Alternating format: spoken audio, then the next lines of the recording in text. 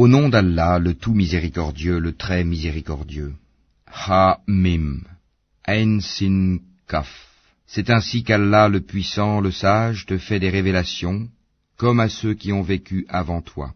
À lui appartient ce qui est dans les cieux et ce qui est sur la terre, et il est le sublime, le très grand.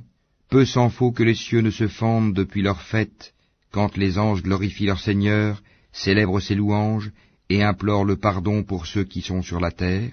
Allah est certes le pardonneur, le très miséricordieux. Et quant à ceux qui prennent des protecteurs en dehors de lui, Allah veille à ce qu'ils font, et tu n'es pas pour eux un garant. Et c'est ainsi que nous t'avons révélé un Coran arabe, afin que tu avertisses la mère des cités, la Mecque, et ses alentours, et que tu avertisses du jour du rassemblement, sur lequel il n'y a pas de doute, un groupe au paradis et un groupe dans la fournaise ardente. Et si Allah avait voulu, il en aurait fait une seule communauté, mais il fait entrer qui il veut dans sa miséricorde, et les injustes n'auront ni maître ni secoureur. Ont-ils pris des maîtres en dehors de lui? C'est Allah qui est le seul maître, et c'est lui qui redonne la vie aux morts, et c'est lui qui est omnipotent. Sur toutes vos divergences, le jugement appartient à Allah. Tel est Allah, mon Seigneur, en lui je place ma confiance, et c'est à lui que je retourne repentant. Créateur des cieux et de la terre, il vous a donné des épouses, issues de vous-même, et des bestiaux par couple, par ce moyen il vous multiplie. Il n'y a rien qui lui ressemble, et c'est lui l'audient, le clairvoyant.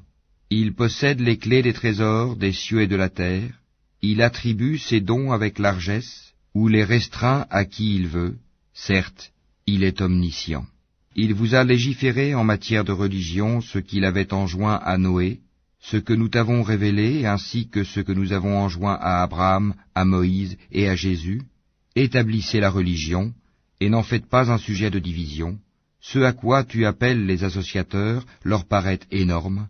Allah élit et rapproche de lui qui il veut, et guide vers lui celui qui se repent. Ils ne se sont divisés qu'après avoir reçu la science, et ceci par rivalité entre eux. Et si ce n'était une parole préalable de ton Seigneur pour un terme fixé, on aurait certainement tranché entre eux. Ceux à qui le livre a été donné en héritage après eux sont vraiment à son sujet, dans un doute troublant.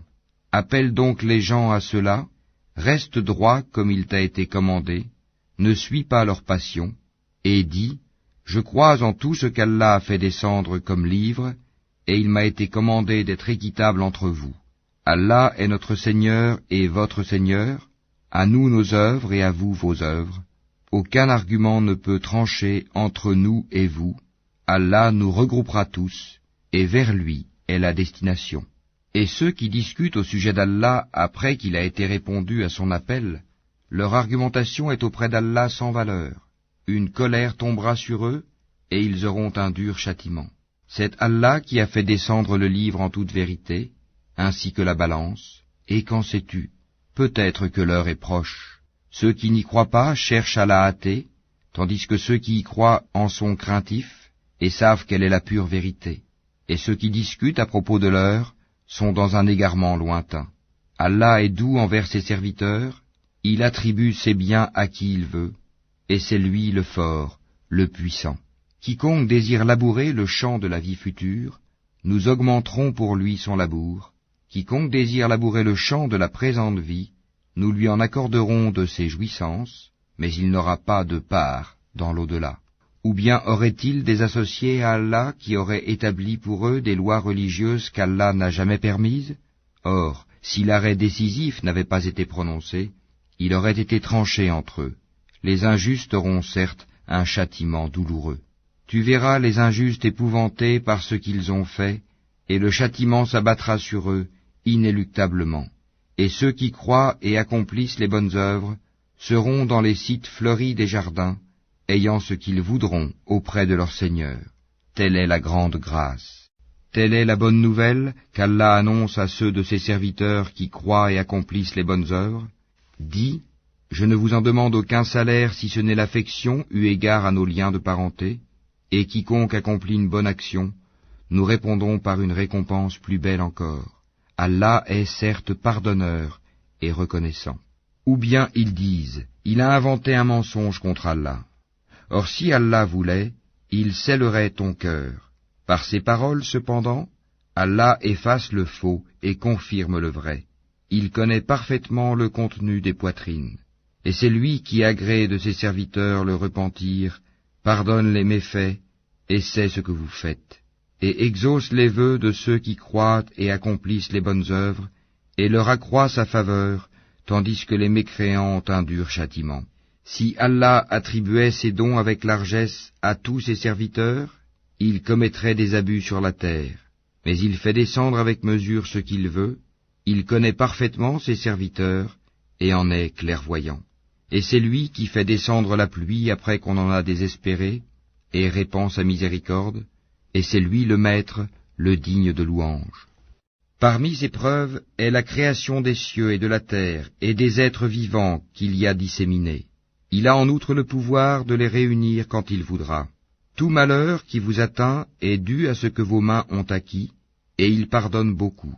Vous ne pouvez pas échapper à la puissance d'Allah sur terre, et vous n'avez en dehors d'Allah ni maître ni défenseur. Et parmi ces preuves sont les vaisseaux à travers la mer, semblables à des montagnes.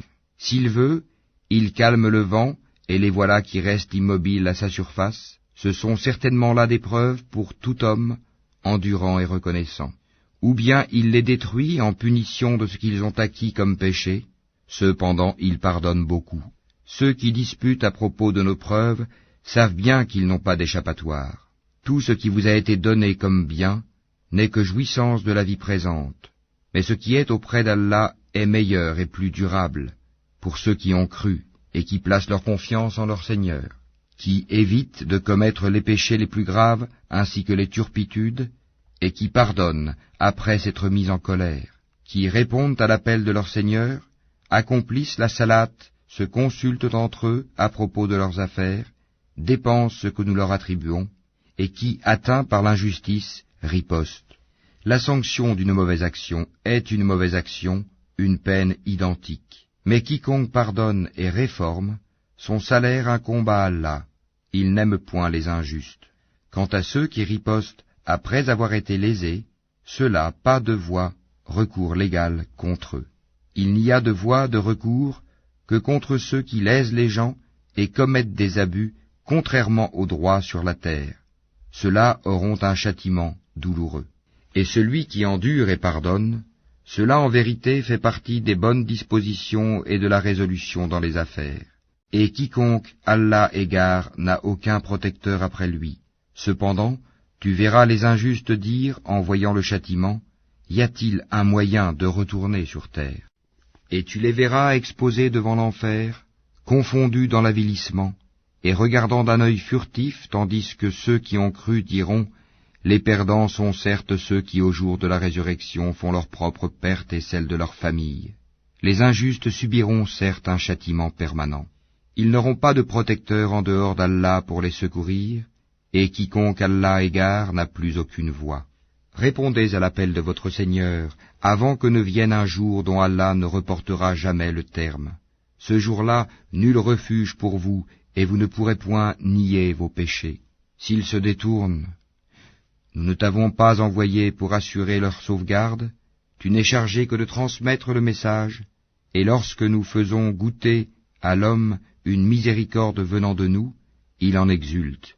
Mais si un malheur les atteint pour ce que leurs mains ont perpétré, l'homme est alors très ingrat. À Allah appartient la royauté des cieux et de la terre, il crée ce qu'il veut, il fait don de filles à qui il veut, et don de garçons à qui il veut, ou bien il donne à la fois garçons et filles, et il rend stérile qui il veut, il est certes omniscient et omnipotent.